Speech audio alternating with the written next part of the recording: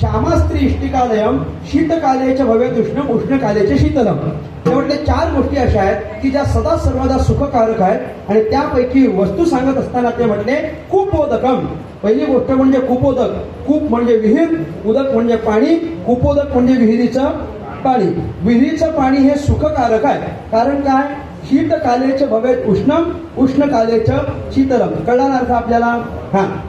विहिरीचं पाणी सुखकारक का आहे? थंडीच्या दिवसात ते गरम भासतं आणि गरमीच्या दिवसात ते आपल्याला थंडावा देतं. विहिरीचं पाणी सुखकारक आहे. एक वटछाया, वटवृक्षाची सावली ही सुखकारक आहे. का बरं? कारण परत तेच आहे, थंडीच्या दिवसात ते आपल्याला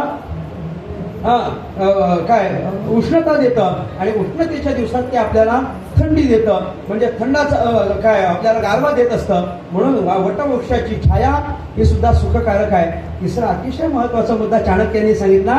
ते म्हटले कुपोदकम वटछाया श्यामास्त्री. श्यामास्त्री केवळ स्त्री सुखकारक आहे असं ते नाही म्हटले. ते म्हटले श्यामास्त्री. श्यामास्त्री म्हणजे काय असतं? श्यामास्त्री म्हणजे स्त्री, म्हणजे तिचा अर्थ चाणक्यांचा बायको असा आहे. आणि श्यामास्त्री म्हणजे समजून घेणारी बायको असा आहे. एकट्याकडेच का बघता तुम्ही? जसा तुम्हाला अनुभवच नाही कुणाला, असं नका ना करू. समजून घेणारी बायको हे सदा सर्वदा सुखकारक चाणक्यांनी सांगितले. का बरं?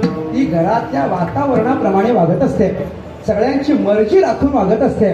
किंबहुना सगळ्याची सोडा, तिला महत्वाचं काय असतं? पतीची मता अनुसरोनी पतिव्रता. ज्ञानोबा म्हणतात ना, तिला पतीचं अंतःकरण महत्वाचं असतं.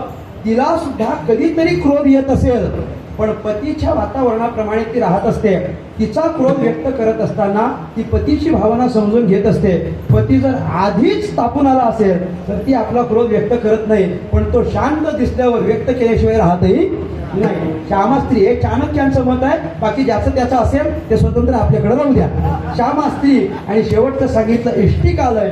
इष्टिका म्हणजे काय? वीट. आणि इष्टिकालय म्हणजे काय? अनेक विटा एकावर एक रचून उभं केलेलं घर हे सदा सर्वदा सुखकारक आहे. का सुखकारक आहे? कारण ते आपल्याला उष्णतेच्या दिवसामध्ये थंडावा आणि थंडीच्या दिवसामध्ये उष्णता देतं. आणि म्हणून वीट हे अख्ख्या घराचं उपलक्षण. इथे एक वीट मानली असेल तर वीट ही सुखकारक असल्या कारणानं पुंडलिकानं सांगितलं, मी देवाला सांगितलं कुठं उभं राहा? विटेवर उभा राहा. पुंडलिकानं सांगितलं यात नवल नाही, तो उभा राहिला. उभा राहिला म्हणजे लगेच जय विठ्ठल झालं की उतरला असं नाहीये.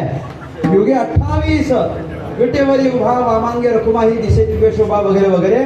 भगवान परमात्मा नीट उभा आहे. उभा असे नीट विटेवर, कर दोन्ही कटी, कुंडल झळकती, तेज हे फाकती हे दश दिशा. त्याने आपले दोन्ही हात कमरेवर ठेवलेले आहेत आणि त्याच्या कुंडल झळकते. त्याच्या कानामध्ये कुंडल आहे, ती झळकत आहे.